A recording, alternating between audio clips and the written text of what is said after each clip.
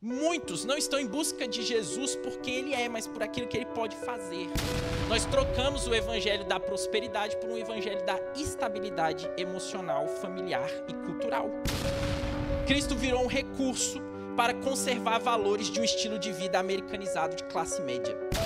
A cruz e a ressurreição de Jesus se tornaram apenas um pano de fundo para temas práticos sobre masculinidade, educação familiar, pureza sexual e conservadorismo político.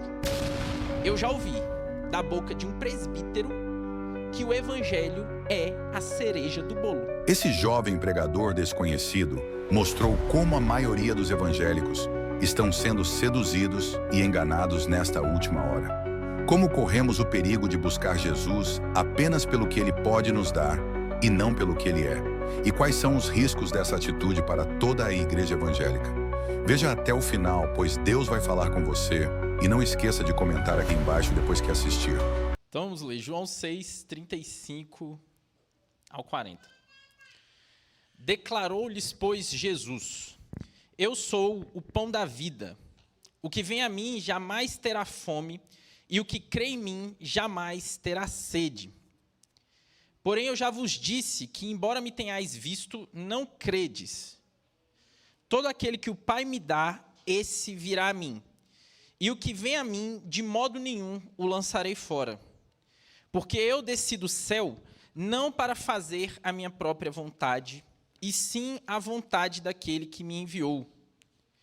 E a vontade de quem me enviou é esta: que nenhum eu perca de todos os que me deu.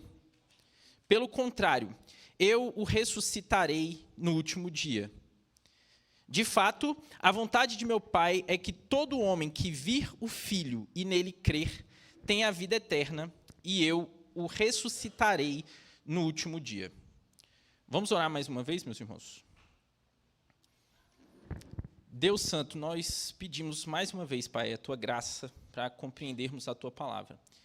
Que o Senhor fale, Deus, ao meu coração e ao coração dos meus irmãos por meio dessa pregação. Em nome de Jesus Cristo. Amém. Meus irmãos, quem é Jesus para você? Reflita nisso por alguns segundos. Não tenha pressa. Eu não quero que você me dê respostas prontas de livros de teologia sistemática e nem a resposta que você decorou na escola bíblica dominical quando você era criança. Eu também não estou interessado nesse exato momento no que diz a confissão, nem no que disse Calvino. Eu sei que você conhece as respostas certas, mas eu quero a sua resposta e não uma resposta doutrinária. Eu quero a resposta que vem da sua alma. Quem é Jesus para você de verdade? Naquela segunda-feira à noite, depois do domingo do culto, naquela decisão solitária que você toma diante de uma tentação, ou naquele momento onde pareceu que o seu mundo desmoronou completamente, seja diante de um diagnóstico, seja diante de um luto. O que Jesus representa na sua vida nesses momentos? Será que ele é um nome que você aprendeu a gostar? Ou será que ele é um rosto que você deseja ver e tocar? Será que ele é uma ideia nobre na sua cabeça ou uma presença viva e real? Será que ele é só um dos elementos da sua semana? Ou será que ele é realmente o centro da sua existência? Hoje eu quero que nós sejamos honestos, brutalmente honestos com nós mesmos. E talvez, meus irmãos, talvez nós possamos descobrir em algum lugar no fundo do nosso coração que, na verdade, Jesus tem se tornado um meio e não um fim. Talvez nós tenhamos usado Jesus como um caminho para alguma outra coisa. Talvez para um casamento restaurado, talvez para um filho curado, talvez para uma casa tranquila, ou para uma alma em paz. E quando essas coisas não vierem, ou quando essas coisas não bastarem, será que nós ainda iremos querer Jesus? Você está aqui hoje realmente pelo que ele é, ou pelo que ele pode fazer por você. Meus irmãos, eu temo que nós, muitas vezes, estamos instrumentalizando Jesus para cumprir os nossos próprios propósitos. Nós temos, muitas vezes, transformado o verbo eterno de Deus em um garçom celestial. Algum resolvedor de problemas. Será que nós estamos famintos por Jesus ou será que nós estamos somente famintos? Queremos o milagre ou queremos o Messias? Queremos o pão da terra ou o pão do céu? E o texto que nós lemos hoje no Evangelho de João revela que Jesus não é um fazedor de bênçãos, mas ele é a única bênção que importa. E todo o resto é migalha, ou como diria Paulo, é esterco. O contexto do texto que nós estamos trabalhando começa com a situação da multiplicação dos pães que o pastor Quaresma pregou no domingo passado. Você conhece o milagre? 5.000 homens reunidos, uma multidão perseguindo Jesus por onde quer que ele fosse. E, de repente, Jesus vê aquela multidão em necessidade de fome e resolve fazer o milagre da multiplicação dos pães. Todos os 4 evangelhos narram esse milagre. Então, esse milagre não foi uma coisa de pouca importância, mas talvez tenha sido um dos milagres mais impactantes de Jesus durante todo o seu ministério terreno.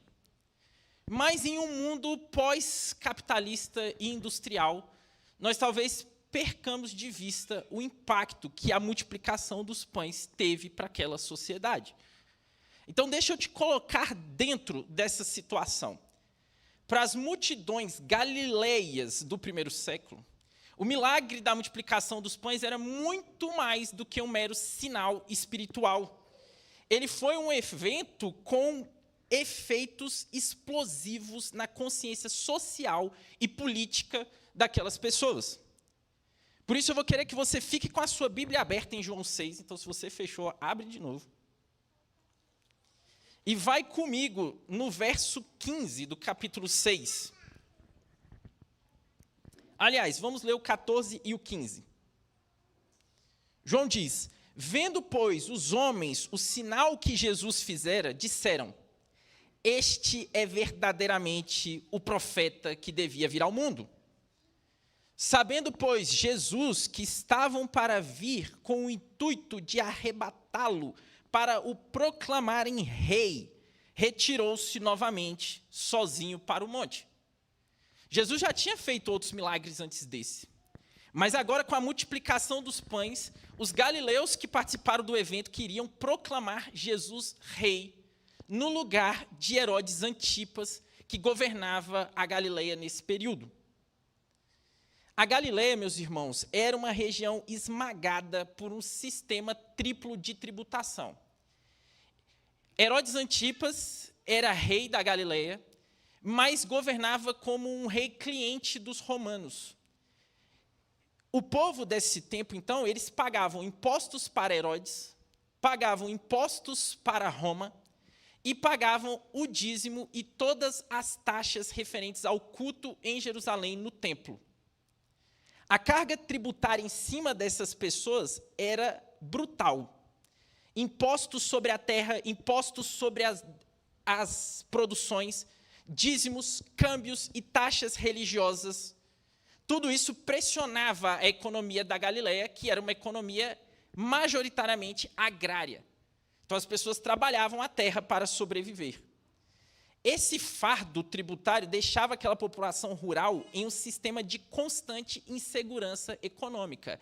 Eles estavam, literalmente, a uma seca da miséria. Qualquer colheita razoável dificilmente garantia o sustento da sua própria família até a próxima estação. O pão, meus irmãos, nesse cenário era muito mais do que um alimento qualquer. Era um símbolo de um sustento diário, do fruto do trabalho, da sobrevivência. No mundo anterior à industrialização, como esse, onde não existiam supermercados, onde não existiam superexcedentes de produção agrícola que pudessem ser comercializados, o simples ato de comer até se fartar era raro. para nós hoje não é nada. Eu como até entupir. Né? Mas para essas pessoas, comer até se fartar era raro. A maioria das famílias vivia no limite. E os herodianos, a aristocracia sacerdotal, concentrava a riqueza, expropriava os pobres, humilhava as pessoas que trabalhavam na terra. Líderes religiosos dos próprios judeus, aliados ao poder romano, concentravam os recursos e aprofundavam as desigualdades, fazendo arrendamentos agrários que geravam dívidas impagáveis. Não é à toa que nós vemos mesmo Jesus usando esse contexto nas suas próprias parábolas. Meus irmãos, quando Jesus oferece pão em abundância a uma multidão faminta, sem cobrar nada, sem tributação, sem cobrar dízimos, ele rompe violentamente com a lógica econômica que aquelas pessoas estavam acostumadas. O impacto foi imediato. Aqueles homens, aquelas mulheres, aquelas crianças não viram um milagre, eles viram a realização concreta de um anseio e de uma necessidade física. A possibilidade de um mundo onde o alimento chegava à mesa deles com abundância, sem escala na mesa das pessoas ricas e da liderança dos judeus. Ver o pão multiplicando diante dos próprios olhos era uma inversão da ordem. Comer até se fartar era uma experiência escandalosa para essas pessoas. É por isso que João nos diz que eles quiseram fazer de Jesus rei. Não tinha dúvidas. Aquele que gera pão milagrosamente deve nos governar. Mais do que palavras, Jesus ofereceu aquilo que a liderança judaica negavam aos pobres: fartura sem opressão, alimentos sem impostos e ajuda sem clientelismo. Para um povo acostumado a perder o que plantava e a trabalhar para enriquecer a barriga dos outros, a esperança que Jesus gerou com o milagre da multiplicação era visceral. Jesus se tornou, aos olhos daquela multidão, a verdadeira alternativa de liderança para derrubar de vez os romanos e o rei fantoche Herodes Antipas. Eles vão atrás de Jesus, então. Mas Jesus, sabendo que eles iam atrás deles, ele se locomove, ele atravessa o mar, e nós temos o trecho de Jesus caminhando sobre as águas do verso 16 até o verso 21. Mas deixa esse trecho para a semana que vem. Segue comigo no verso 22. No outro dia, eles acharam Jesus do outro lado do lago da Galileia, que nesse período era chamado de mar, mas não é um mar, é um lago. E descobriram que Jesus tinha, de alguma forma, atravessado. Verso 25. Tendo encontrado no outro lado do mar, lhe perguntaram: Mestre, quando chegaste aqui? Respondeu-lhes Jesus: Em verdade vos digo, vós me procurais, não porque vistes sinais, mas porque comestes dos pães e vos fartastes. Meus irmãos, eles vêm atrás de Jesus e Jesus responde à dúvida deles de como ele chegou até ali com uma repreensão. Jesus sabe que eles estão atrás deles simplesmente para conseguirem pão. Ele os adverte a buscarem um alimento que não se corrompe, um alimento que vai ser para a vida eterna. Olha o verso 27. Trabalhai, não pela comida que perece, mas pela que subsiste para a vida eterna, a qual o Filho do Homem vos dará, porque Deus, o Pai, o confirmou com o seu selo. Jesus está dizendo: vocês não devem viver simplesmente para sobreviver. Vocês não devem transformar a sua existência apenas em necessidades materiais, no que vocês vão comer hoje ou amanhã. Vocês devem trabalhar em contrapartida por uma comida imperecível, uma comida que subsiste para a vida eterna. E o ser humano, em sua ingenuidade, quando fala que ele tem que trabalhar, então ele não hesita. Ele responde no verso 28. Que faremos, então, para realizar as obras de Deus? Nós queremos ter alguma coisa que nós possamos fazer, algo que nós possamos contribuir com Deus, com a força do nosso próprio braço. Então diz Jesus, qual é a obra de Deus? O que eu devo fazer? Jesus responde, por incrível que pareça, com uma outra repreensão. Ele diz: a obra de Deus é esta, que creiais naquele que por ele foi enviado. A resposta de Deus corta a garganta da intenção humana de sempre trabalhar pelo favor divino. Não se trata de trabalhar, se trata de crer. Não se trata de fazer, se trata de se entregar completamente a Jesus. E, meus irmãos, mas ainda hoje, nós vivemos em busca de um Cristo útil, ao invés de um Cristo supremo. Nós vivemos em busca de um Cristo que pode nos dar alguma coisa, e não vivemos atrás do Cristo por Ele mesmo. E não adianta nós olharmos para fora dos arraiais reformados e presbiterianos e acusar os teólogos da prosperidade ou os neopentecostais, que nós somos ótimos em fazer isso. Mas, infelizmente, nos nossos meios existe uma mesma raiz adoecida, a instrumentalização de Jesus Cristo. Não falamos em bênçãos materiais tão explicitamente quanto neopentecostais e também não decretamos a vitória de ninguém. Mas a expectativa costuma ser semelhante com uma roupagem teológica. O Cristo que muitos desejam é aquele que melhora o casamento, é aquele que ensina a criar filhos obedientes, é aquele que oferece princípios de sabedoria para administrar as finanças, é aquele que fornece critérios ótimos para a escolha de um cônjuge, é aquele que dá até mesmo a direção política que nós devemos tomar, que nos ajuda a enfrentar os traumas da existência humana, as crises de consciência e os dilemas pessoais da vida.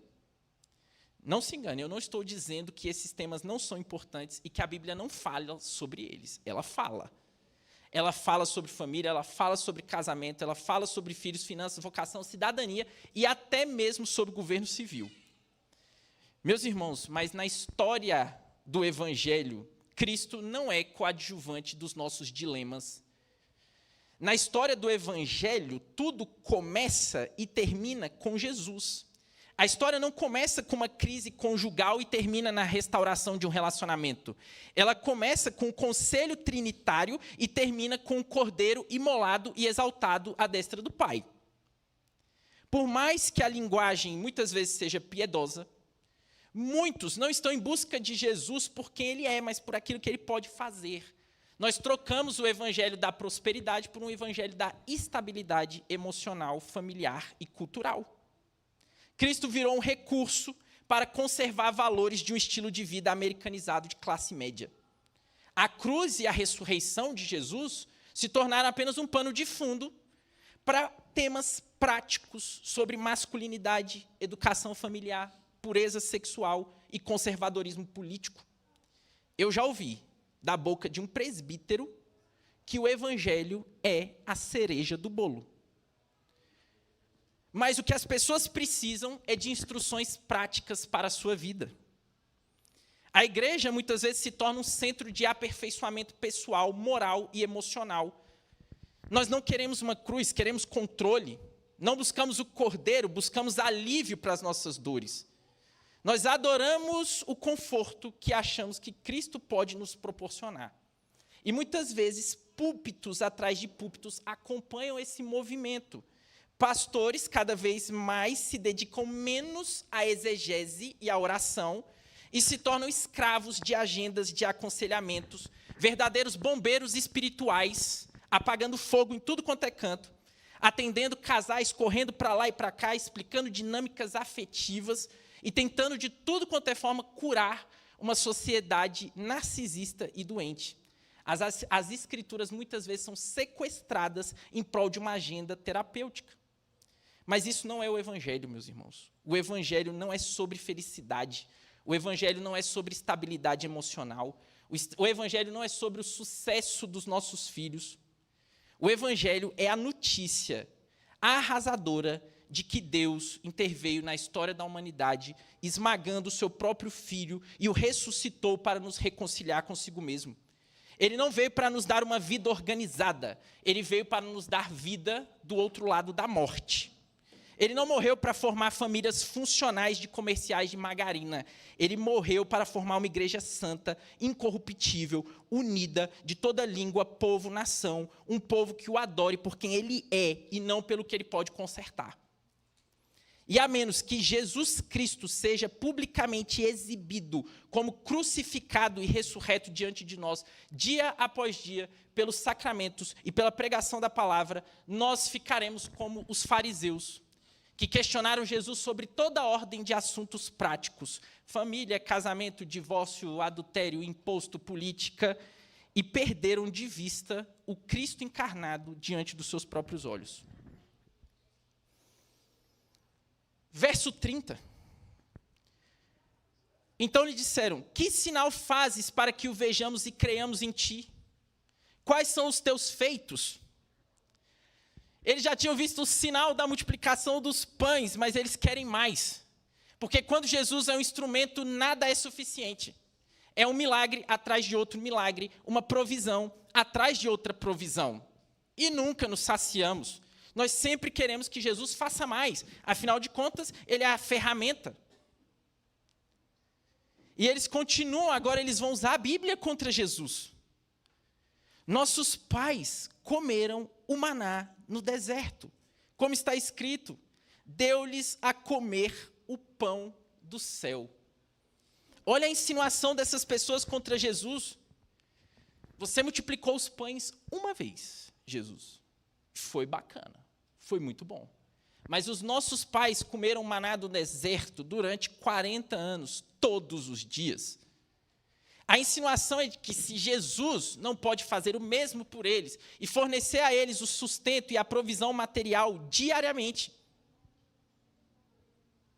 Mas Jesus responde para eles agora dessa forma. Replicou-lhe Jesus: em verdade vos digo, não foi Moisés quem vos deu o pão do céu. O verdadeiro pão do céu é meu Pai quem vos dá. Porque o pão de Deus é o que desce do céu e dá vida ao mundo. Então lhes disseram: Senhor, dá-nos sempre desse pão. E nós entramos finalmente na parte principal do nosso texto. Jesus responde: eu sou o pão da vida. E mais uma vez, essa frase também pode passar despercebida, nós podemos perder o impacto real que essa frase tem para as pessoas que estavam ouvindo. Nesse trecho, meus irmãos, Jesus está fazendo uma declaração muito marcante a respeito da sua identidade. Ele está falando muito mais do que uma provisão física, ele está dizendo muito mais do que isso. Talvez você já tenha lidado com apologistas ateus de internet, ou pessoas que não acreditam em Deus no seu trabalho, ou na sua família, ou coisa assim. E muitos usam o argumento de que o próprio Jesus não se declarava como Deus, ou de que os seus discípulos mais iniciais, primeiros, não acreditavam que Jesus era Deus ou não o cultuavam como Deus. E muitos deles vão dizer: a Bíblia não fala, Jesus não fala que é Deus. Diretamente é a acusação deles. E talvez eles tenham razão em um aspecto. Jesus não fala que é Deus nos termos que nós, numa sociedade do século XXI, esperaríamos que ele dissesse que era Deus. Certamente não tem nenhum versículo na Bíblia onde Jesus diz: eu sou onipotente, onisciente, onipresente, soberano, porque Jesus não fala em categorias de livros de teologia sistemática.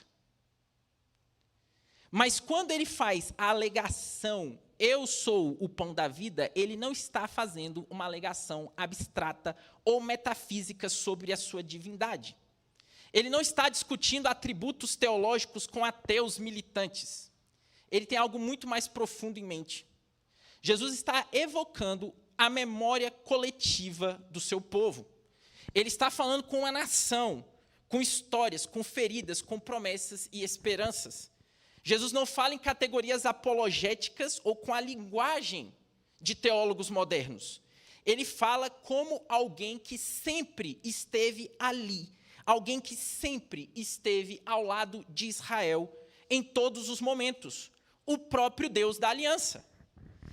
Ele usa aqui o termo eu sou, fazendo uma referência direta a Êxodo 3:14. O nome impronunciável de Deus que se revelou a Moisés na sarça ardente. A presença que arde, que consome, que envia e que liberta. Quando ele diz, eu sou o pão da vida, o que ele está dizendo com todas as letras é: eu sou o Deus que criou os céus e a terra. Fui eu quem separou a luz das trevas e formou o homem do pó. Fui eu quem soprei o ar nas narinas de Adão. Fui eu que vesti Eva com dignidade. Fui eu quem preservei Noé nas águas do juízo.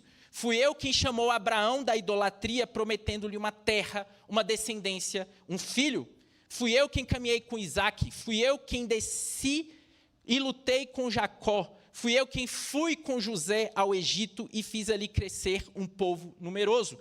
Fui eu quem ouvi o clamor dos oprimidos e apareci a Moisés numa sarça que ardia sem se consumir. Fui eu quem partiu o mar e guiou Israel com nuvem e com fogo. Fui eu quem deu pão do céu, água da rocha, lei no Sinai. Fui eu quem fiz uma aliança, quem habitei no tabernáculo. Eu fui a presença no meio desse povo. Eu levantei juízes quando clamaram. Eu lhes dei um rei quando choraram. Eu ungi Davi. Eu enchi o templo com minha glória. Fui eu quem falei por meio de Isaías. Fui eu quem chorei com Jeremias. Fui eu quem dei visões a Ezequiel. Eu era o quarto homem na fornalha. Fui eu quem fechou a boca dos leões. Fui eu quem feriu. Fui eu quem curou. Fui eu que mandei vocês para o exílio. Fui eu quem trouxe de volta. Eu sou.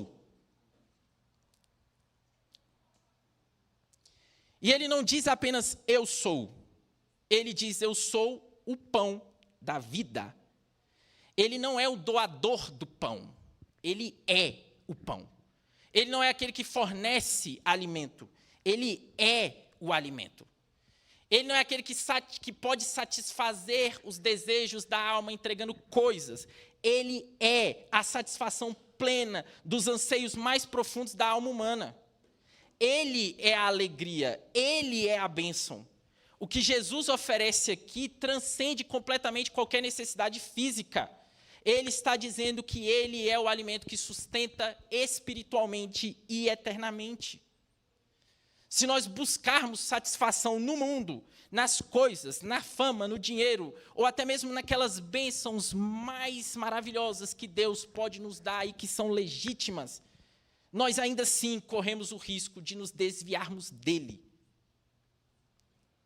As nossas necessidades devem ser satisfeitas nele, na sua pessoa. Não devemos correr atrás de prazeres temporários.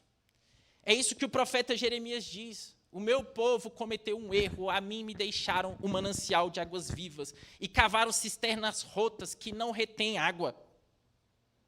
Ou seja, largaram o prazer no Deus de Israel e se concentraram naquilo que ele poderia oferecer a eles.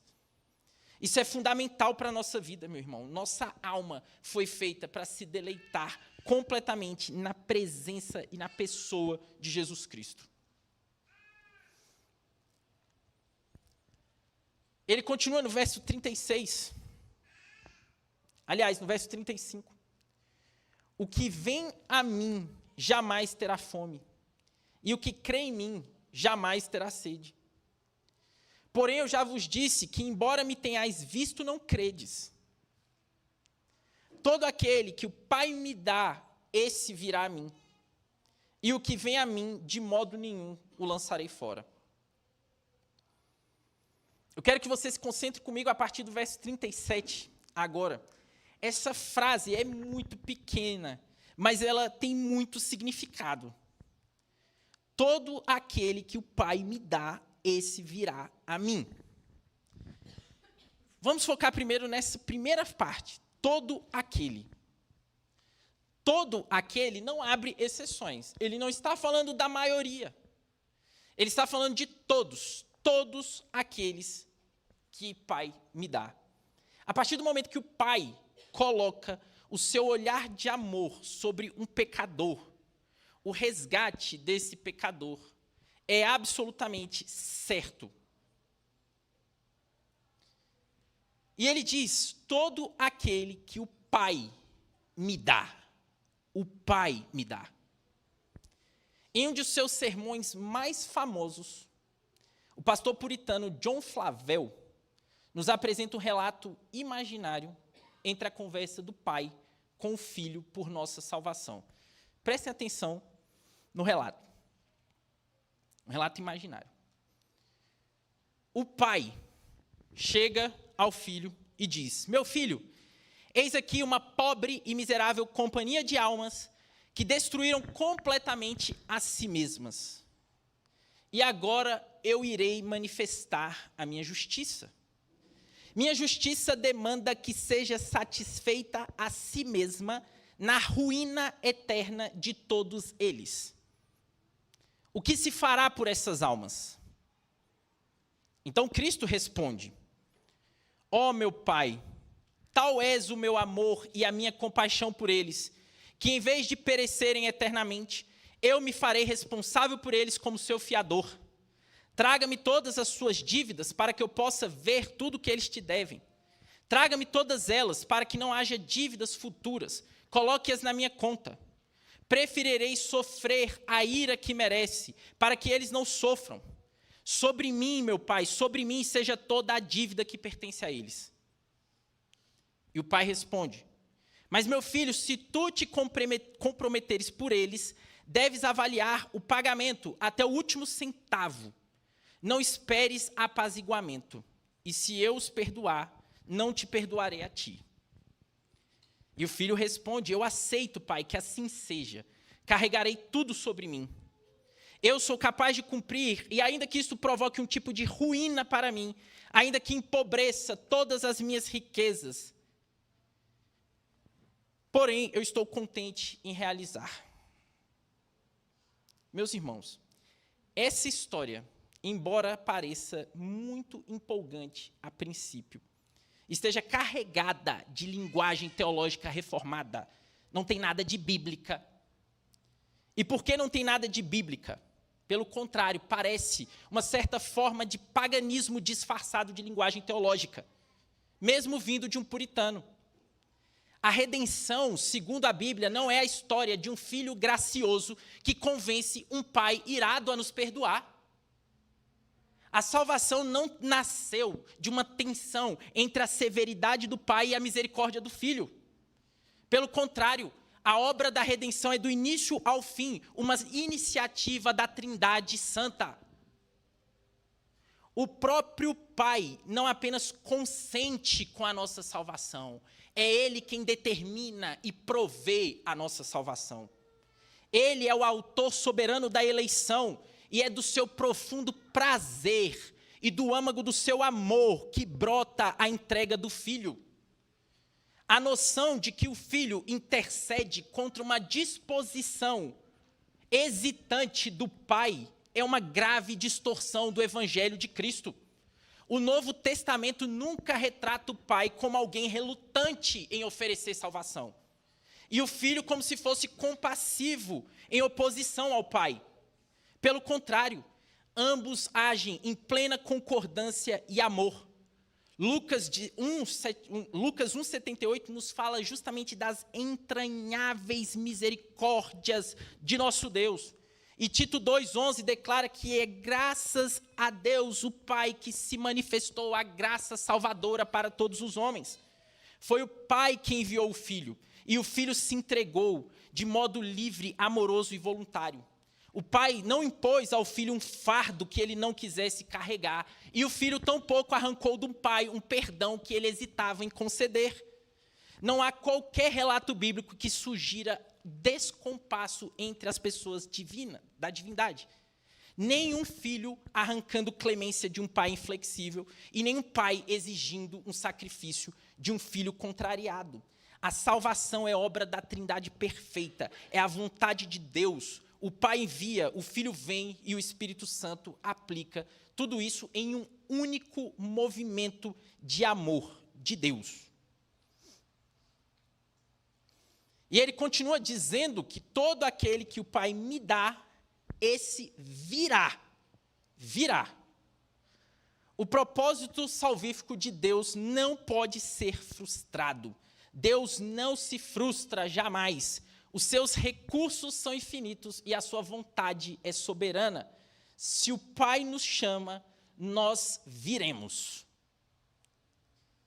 Mas ele continua dizendo, e o que vem? Meus irmãos, ao mesmo tempo em que João está afirmando a soberania graciosa de Deus, eles também estão afirmando a nossa responsabilidade. Nós não somos robôs nas mãos de Deus e nem marionetes de um ser celestial. E embora o Pai claramente seja o ator ativo e o supervisor soberano da nossa redenção, nós não viemos a Cristo contra a nossa vontade. A graça divina, ela é tão radical, que ela alcança e converte até mesmo os nossos próprios desejos. E a graça muda gentilmente a nossa própria disposição e nos faz crer e vir a Jesus Cristo. Os nossos olhos se abrem, Cristo se torna belo e inigualável, então nós vamos a Ele. E qualquer um, meu irmão, qualquer um é bem-vindo. E Ele continua. E o que vem a mim. Em última análise, nós não vamos a um conjunto de doutrinas. Nós não vamos sequer a uma igreja. Nós vamos a Jesus Cristo, a uma pessoa, ao Senhor Jesus Cristo. Mas muitas vezes, aqueles que desejam vir a Jesus, muitas vezes estão temerosos no seu coração, eles têm medo de que Jesus não os receba, de que Jesus não os aceite, de que talvez eles tenham ido longe demais na execução dos seus pecados, de que talvez não exista mais perdão para aquilo que eles fizeram. Mas a promessa de Jesus é avassaladora. Ele diz: o que vem a mim, de modo nenhum o lançarei fora. De modo nenhum o lançarei fora. O propósito dessa promessa é despedaçar com um só golpe qualquer objeção dos pecadores.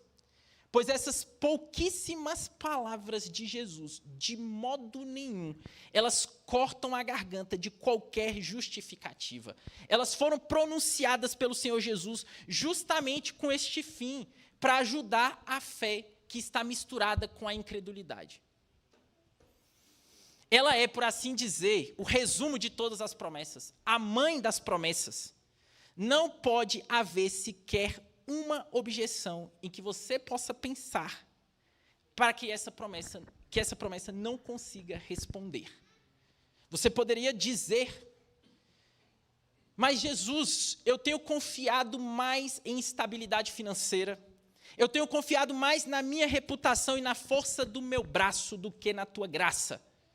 Mas Jesus diz: venha a mim, de modo nenhum eu lançarei fora. Mas você poderia insistir: Jesus, eu procuro um Deus que aprove os meus planos, que aprove o meu estilo de vida e minhas opiniões. Jesus diz: de modo nenhum eu lançarei fora. Você poderia dizer: Jesus, eu tenho participado dos cultos, mas eu vivo na prática como se o Senhor não existisse. Como se o Senhor não estivesse presente nos meus negócios, no meu lar, ou sequer na minha semana. Mas Jesus diz: de modo nenhum eu lançarei fora. Mas Jesus, eu tenho negligenciado o estudo das Escrituras, o culto a Deus com faltas, atrasos, desprezo e indolência. Mas Jesus diz: de modo nenhum eu lançarei fora. Mas Jesus, eu resisto à correção, eu questiono os meus líderes com arrogância e fujo da submissão. De modo nenhum eu lançarei fora. Jesus, eu tenho alimentado ira, rixas, mágoas, justifico minha dureza e me recuso a perdoar aqueles que me ofendem. Não lançarei fora. Jesus, eu tenho ardido em desejo, em fornicação, eu consumi pornografia em segredo, eu comparo meu cônjuge com outros, eu trivializo o pecado sexual. Mas Jesus diz a você: de maneira nenhuma eu lançarei fora. Jesus, eu vivo para preservar minha própria imagem, eu finjo piedade que eu não tenho, eu tenho mais vergonha dos homens do que da justiça divina. De modo nenhum eu lançarei fora. Meus irmãos, não há justificativa para não vir a Jesus Cristo. A promessa é de que todos os que vierem, Ele os receberá. Porque Ele diz, verso 38, eu desci do céu não para fazer a minha vontade, e sim a vontade daquele que me enviou. E a vontade de quem me enviou é esta, que nenhum eu perca de todos os que me deu. Pelo contrário, eu ressuscitarei no último dia. De fato, a vontade de meu Pai é que todo homem que vira o Filho e nele crê tenha a vida eterna, e eu ressuscitarei no último dia. Meus irmãos, ninguém vai se perder. Nem mesmo eu ou você, o pior dos pecadores. Ninguém será perdido. Todos aqueles que vierem a Cristo receberão dele a graça da vida. Ele veio para cumprir uma vontade eterna e imutável, dar a vida e sustentar com o pão do céu. E no último dia, ele nos ressuscitará. Ele não nos abandonará nem mesmo na cova, porque essa é a vontade do Pai, que todo aquele que vê o Filho e nele crê tenha a vida eterna. Que ele veja, que ele contemple, que ele experimente pela fé agora, mas um dia, com os próprios olhos, a beleza gloriosa do Senhor Jesus Cristo. Em última análise, salvação não tem a ver com ser poupado do inferno. Salvação é ver e tocar a face de Jesus Cristo.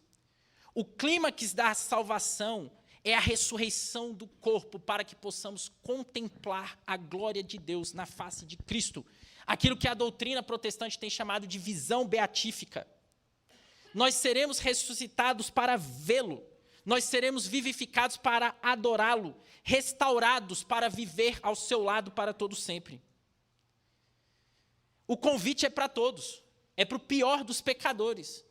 Venha e beba, venha e seja satisfeito para a vida eterna. Venha todos que têm cavado cisternas rotas, que têm buscado a felicidade em fontes que nunca saciam. Venha e ache tudo que a sua alma deseja em Jesus. Você que tem buscado prazer nas coisas do mundo, não se contente com prazeres vazios e passageiros. Não se contente com pouco prazer, como diria John Piper. Não se contente com pouca alegria, pois está escrito: na minha presença há plenitude de alegria, e na minha destra delícias perpetuamente. Essa é a essência do prazer infinito. Creiam em mim, como diz a Escritura, do seu interior fluirão rios de água viva, água que jorra para a eternidade, rios de vida brotando de corações transformados. Você que busca satisfação no mundo e não encontra descanso, você que corre atrás de prazeres temporários e está sempre vazio, ouça atentamente o convite, pois essa promessa foi selada com o sangue do próprio Deus. Eu sou o pão da vida. O que vem a mim jamais terá fome, e o que crê em mim jamais terá sede. Amém.